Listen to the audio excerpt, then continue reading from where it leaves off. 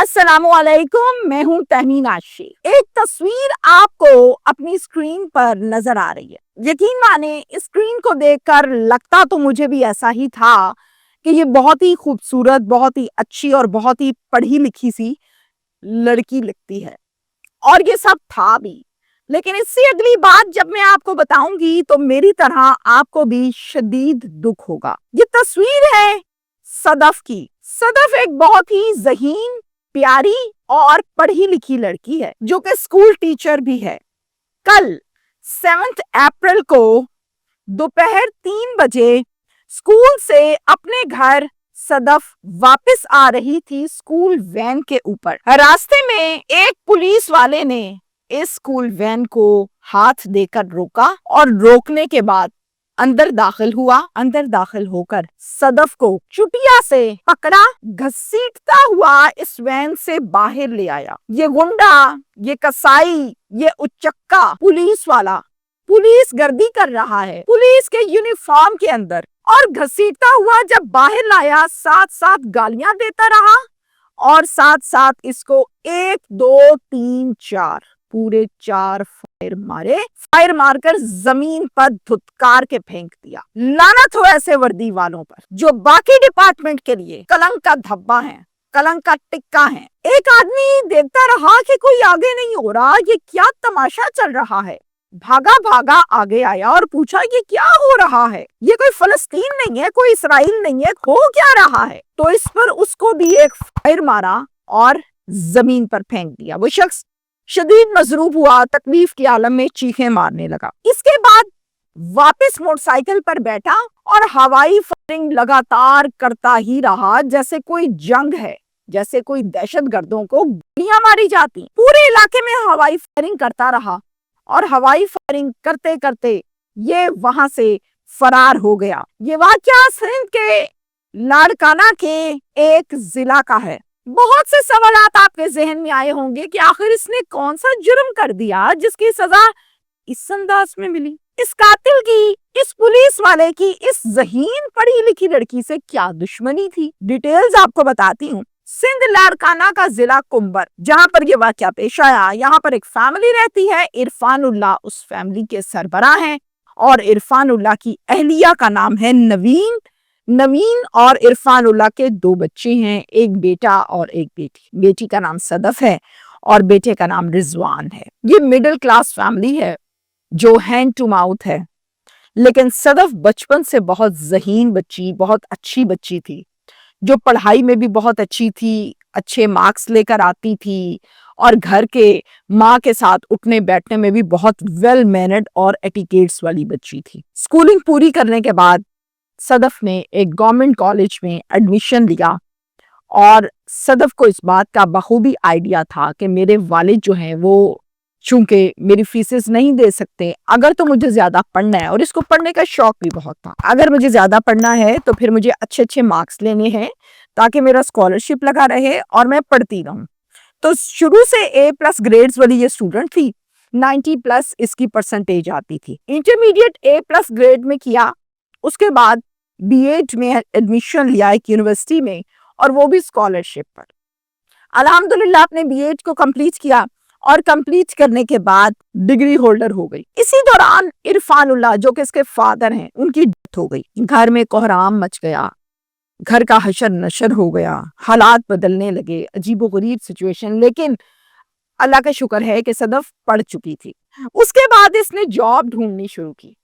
Job ڈھونڈتے اس نے ایک جاب جو کہ پرائیویٹ اسکول میں تھی وہاں پر اس کو مل گئی، اپلائی کیا اور اس کی سلیکشن ہو گئی۔ اب یہ اسکول ٹیچر بن گئی۔ اس کے بعد ہوا کچھ اس طرح سے کہ کمبر میں ہی صدف کا ایک تایا رہتا ہے، تایا کا نام ہے عظیم اللہ۔ اب عظیم اللہ جو ہیں وہ اپنے ایک بیٹے جس کا نام فرید حوصلو ہے، فرید حوصلو کے لیے، اپنے بیٹے کے لیے صدف کا رشتہ مانگنے اپنے بھائی کے گھر اپنی بھابھی کے پاس جاتے ہیں، اور کہتے ہیں کہ میں اپنے بیٹے کے لیے رشتہ لینے کے لیے آپ کے پاس آیا ہوں، فرید حوصلو کے لیے، میری بہن میرے بھائی کی بیٹی ہے، مجھے اس کا رشتہ چاہیے۔ بھابھی کو یہ پتا تھا کہ میرا شوہر زندگی میں ان کی بہت عزت کرتا تھا، اس نے بغیر کسی توں تکرار کے اس رشتے پر ہاں کر دی، اور یہ رشتہ ہو گیا۔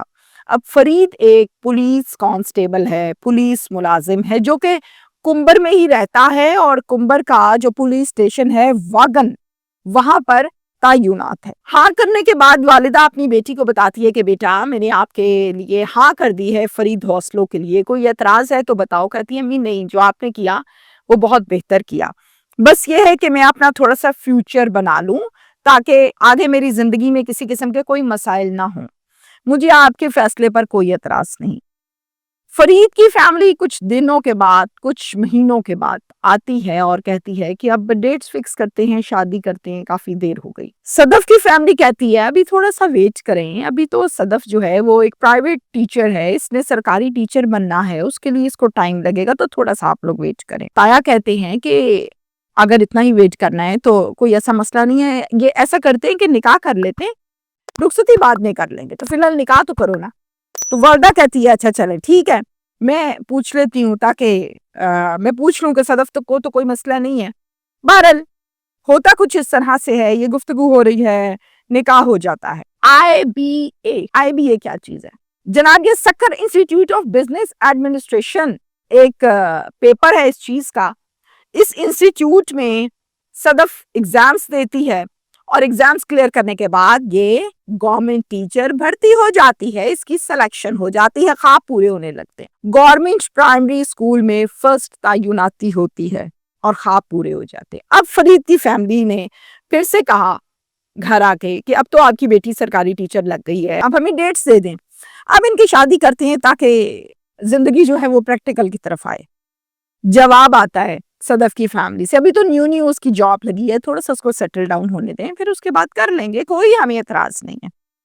جناب اس پر ان کو غصہ آتا ہے، وہ گھر آ کے یہ ساری بات فرید کو بتاتے ہیں، اور فرید غصے میں آگ بگولا ہو جاتا ہے۔ وہ کہتا نہیں یہ ڈرامہ نہیں چلے گا، مجھے ان کی نیت خراب لگتی ہے، ان کو کوئی ڈیٹس دینی ہے تو ابھی دے دے ورنہ حالات خراب ہو سکتے ہیں۔ پھر فیملی جاتی ہے اور جا کر کہتی ہے کہ نہیں بھئی آپ ہمیں ڈیٹس دے دیں، کافی ہو چکا، لیکن اس کے باوجود ان کو ڈیٹس نہیں ملتی۔ 8 ماہ انتظار کیا گیا، فرید کو آیا غصہ، یہ کیا کرتا ہے، یہ رمضان میں تیزاب اور پسٹل لیتا ہے، ان کے گھر چلا جاتا ہے اور جا کر کہتا ہے کہ یہ تیزاب اس کے منہ پر پھینکوں گا اور پسٹل سے تم سب کو گولیاں ماروں گا، پھر دیکھوں گا اس سے شادی کون کرتا ہے اور انتظار کا کون کہتا ہے۔ عید کے بعد ہمیں تاریخ چاہیے ورنہ میری باتیں یاد رکھنا، جس پر گھر والے جو ہیں وہ بہت پریشان ہوتے ہیں کہ یہ اتنا بگڑا ہوا، اتنا خراب لڑکا ہے جہاں ہم نے بچی کا نکاح کر دیا۔ اچھا اب گھر والے آپس میں کہتے ہیں کہ ہم نے تو اب یہاں نہیں کرنا بھائی رشتہ، یہ تو خراب لڑکا ہے۔ پھر کیا ہوتا ہے، عدالت سے خلا کا دعویٰ دائر کر دیتے ہیں۔ جیسے ہی فرید کو نوٹس وصول ہوتا ہے پہلا، وہ تو پاگل ہو جاتا ہے غصے سے۔ وہ کیا کرتا ہے، اپنے سسرال والوں کے پاس جاتا ہے، ان کو کہتا ہے یہ خلا کا نوٹس آ گیا ہے، اس نوٹس کو واپس کرو۔ وہ کہتے ہیں نا نا نا نا نا، کوئی واپس نہیں ہونا، تم تو بڑے بگڑے ہوئے لڑکے ہو، تم تو پتہ نہیں کل کو کیا حال کرو گے ہماری بچی کا۔ وہ کیا کرتے ہیں، وہ کہتے ہیں ہم نے اب بچی بیانی نہیں ہے۔ فرید یہ بات سن کر ایک پلان بناتا ہے گھنونا، کرتا کیا ہے، کل 7 اپریل کو دوپہر 3 بجے وہ اسکول وین جس کے اندر صدف اسکول جاتی اور آتی تھی، اسی پرائمری اسکول میں گورنمنٹ ٹیچر کے طور پر، اسی اسکول وین کو جاتے ہوئے روکتا ہے، چٹیا سے پکڑ کر صدف کو گھسیٹتا ہے، باہر نکالتا ہے اور 4 گولیاں مارتا ہے، گندی گالیاں دیتا ہے اور زمین پر پھینک دیتا ہے۔ ایک آدمی دیکھتا رہا کہ کوئی آگے نہیں ہو رہا، یہ کیا تماشا چل رہا ہے، بھاگا بھاگا آگے آیا اور پوچھا یہ کیا ہو رہا ہے، تو اس پر اس کو بھی ایک فائر مارا اور زمین پر پھینک دیا۔ اس دن فرید کے ساتھ بائک کے اوپر صرف فرید نہیں 2 اور نامعلوم لوگ بھی آئے ہوئے تھے، اور ان تینوں نے یہ گھنونی حرکت کی تھی۔ اس کے بعد ہوائی فائرنگ بھی کی۔ سٹی کمبر میں 302 کا ایک مقدمہ درج ہو گیا ہے، جس کا مدعی بنتا ہے صدف کا چھوٹا بھائی۔ یہ ایک نامزد پرچہ کٹتا ہے جس میں 2 نامعلوم لوگ ہیں اور فرید مرکزی ملزم ٹھہرایا گیا ہے۔ مختلف میڈیا ہاؤسز میں جب یہ خبر چلی اور اعلیٰ افسران تک پہنچی تو انہوں نے بھرپور ایکشن لیا۔ ایس پی کمبر شہاد کوٹ، انہوں نے فوراً نوٹس لیتے ہوئے کہا کہ سب سے پہلے تو فرید کو ڈسمس فرام سروس کروں گا، ایک نوٹس جاری کیا، اور پھر اس کے بعد انہوں نے کہا کہ یہ شخص مجھے سلاخوں کے پیچھے چاہیے۔